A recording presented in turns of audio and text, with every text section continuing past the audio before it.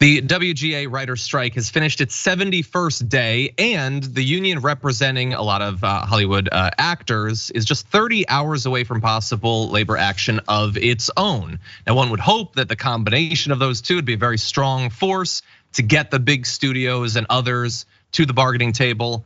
But according to reporting at Deadline, that is not the case. They have a different strategy, and it is about as cruel and heartless as you can possibly imagine.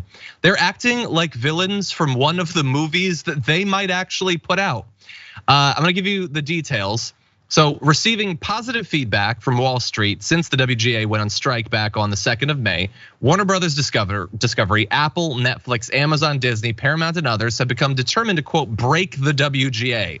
To do so, the studios and the AMPTP believe that by October, most writers will be running out of money after 5 months on the picket lines and no work. The studio executive told Deadline, quote, "The end game is to allow things to drag on until union members start losing their apartments and losing their houses." Acknowledging the cold as ice approach, several other sources reiterated the statement. One insider called it a cruel but necessary evil. Oh, it's cruel and it's evil, but it's necessary that we literally bankrupt these people who made all of our high salaries and the success of our companies, the profits possible. They need to suffer. It's a necessary evil. And that they're being clear about that. They don't care about the writers being on strike. They don't fear the actors going on strike. They're willing to break these people financially. Francesca, what do you think? I mean, it's wild how craven they are. And that is why I think writers have been saying this is existential, because they know this is a showdown better than anything that you could script on any of the streaming platforms. This is truly a massive fight. And so, look, they knew that this could be a massive fight.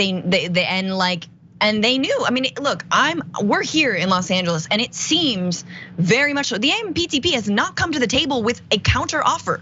They won't even come to the table. That tells you they're being cavalier. They think they can starve the writers as if they're not already starving, right? And they're being, they're being blasé about it because that's what they want to happen, and they do not want to give the WGA an inch, because why? Because they don't want to give the actors an inch. And if they don't want to give the actors an inch, they don't want to give the directors an inch. Although I know they have a different contract that maybe is looking better. They don't want to give IATSE, all the crew. They don't want to give those folks an inch who negotiated a contract last year. So they feel somehow that it's existential for the CEOs. Because Zaslav needs to defend his third or fourth home and the entire staff that runs those places, right? Otherwise, that's existential, So it's an effing standoff, y'all. And I would encourage people who watch these shows. There's a role fans can play, whether it's on social media, whether it's getting to the picket line, whether it's donating, whether it's letting folks know, it's tweeting at them.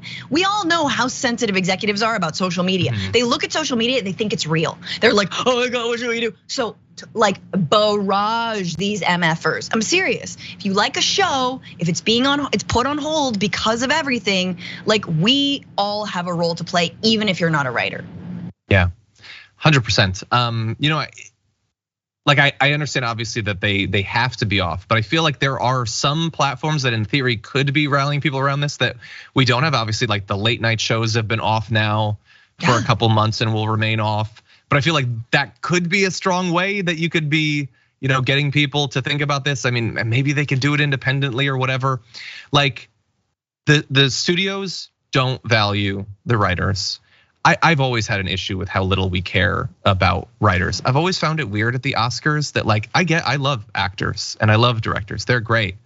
But nobody even gives a damn about the people who wrote the stuff that could then be directed or acted out. And that's always seemed weird to me. TV, movies are, in a lot of cases, not always, objectively better than maybe they have ever been. And for a lot of us, that has been one of the things that has helped us weather a really difficult time. The studios are wagering that increase in quality, creating this golden age of entertainment, doesn't actually matter. And you guys are too stupid to know the difference. And so when they start cranking out stuff that ChatGPT wrote, you won't notice that it's not, insert your favorite show or whatever, Game of Thrones before the last couple of seasons, or I'm really enjoying Yellow Jackets right now, or whatever. They're assuming, we can just crank out whatever we want. We won't have to actually pay anyone for it. We certainly won't have to give them residuals. I mean, why, if an episode is so good that people want to watch it 10 years later, should they earn anything for that? It's insane. I wish for little else than that these studios get woken up to how enraged people will be, but the rage has to actually be there. Yeah, I really do wonder about that. Yeah, and I definitely think that actors need to go on strike. I mean, this is pivotal. If the actors, I mean, they have voted to strike, right? And they need to actually do it. They're the ones with even, I mean, they're not gonna be out of their apartments. They've got a lot more money. They can last a lot longer, and they can also support some of those writers who aren't making as much money. But this is existential for them as well, because don't think that it's not gonna like the ants are eating their way up the totem pole, ants being corporate greed. So. Yeah. We shall see, it's a rough time in Hollywood, y'all. Like, and don't think for a second that these streamers are not making hand over fist money. They are raking it in more so than ever before, thanks to the writers.